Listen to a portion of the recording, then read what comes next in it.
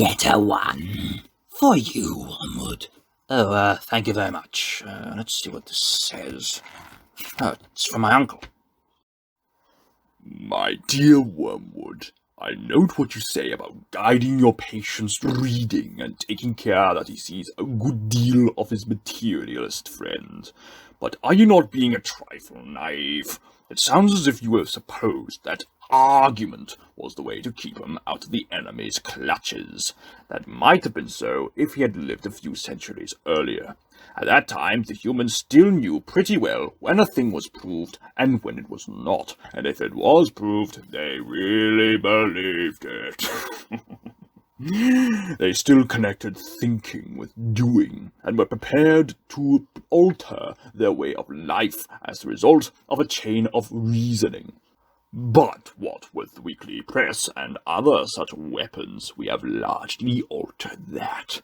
Your man has been accustomed, ever since he was a boy, to have a dozen incompatible philosophies dancing about together inside his head. He doesn't think of doctrines as primarily true or false, but as academic or practical, outworn or contemporary, conventional or ruthless. Jargon, not argument, is your best ally in keeping him from the church. Don't waste time trying to make him think that materialism is true. Make him think it is strong or stark or courageous. That it is the philosophy of the future. That's the sort of thing he cares about. The trouble about argument is that it moves the whole struggle onto the enemy's own ground.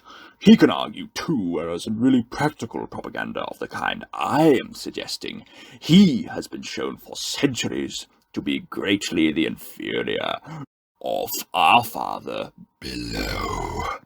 By the very act of arguing, you awake the patient's reason, and once it is awake, who can foresee the result?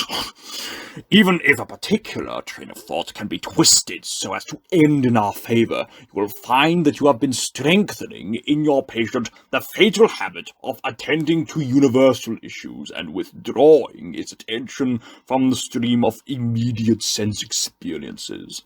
Your business is to fix his attention on the stream.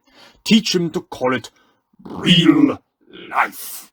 And don't let him ask what he means by real. Remember, he is not like you, a pure spirit, never having been a human. Oh, that abominable advantage of the enemies. You don't realize how enslaved they are to the pressure of the ordinary. I once had a patient, a sound skeptic, who used to read in the British Museum. One day, as he began reading, I saw a train of thought in his mind beginning to go the wrong way. Is this all we have to show for our lives? The enemy, of course, was at his elbow in a moment. Before I knew where I was, I saw my 20 years' work beginning to totter. If I had lost my head and begun to attempt a defense by argument, I should have been undone. But I was not such a fool. I struck instantly at the path of the man, which I had best under my control, and suggested that it was just about time he had some lunch. The enemy presumably made the counter-suggestion. You know how one can never quite overhear what he says to them, that this was more important than lunch.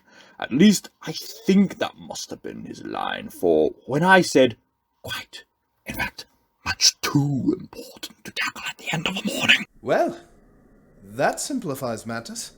The patient brightened up considerably, and by the time I had added, much better, come back after lunch and go into it with a fresh mind, he was already halfway to the door. Of course, right. I hear there's a cafe near here. Once he was in the street, the battle was won.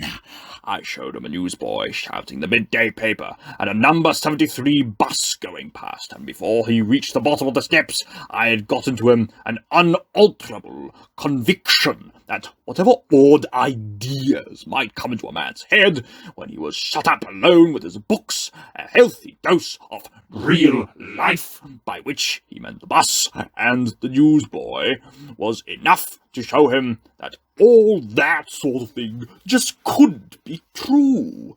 He knew he'd had a narrow escape, and in later years was fond of talking about that inarticulate sense for actuality, which is our ultimate safeguard against the aberration of mere logic.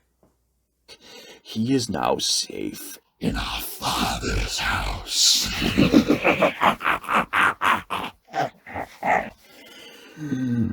You begin to see the point? Thanks to processes which we set at work in them centuries ago, they find it all but impossible to believe in the unfamiliar, while the familiar is before their eyes. Keep pressing home on him the ordinariness of things. Above all, do not attempt to use science, I mean the real sciences, as a defense against Christianity. They will positively encourage him to think about realities he can't touch and see. There have been sad cases among the modern physicists. If he must dabble in science, keep him on economics and sociology.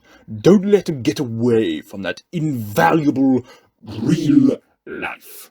But the best of all is to let him read no science, but to give him a grand general idea that he knows it all, and that everything he happens to have picked up in casual talk and reading is the results of modern investigation. Do remember, you are there to fuddle him. From the way some of you young fiends talk, anyone would suppose it was our job to teach. Your affectionate uncle, Screwtape.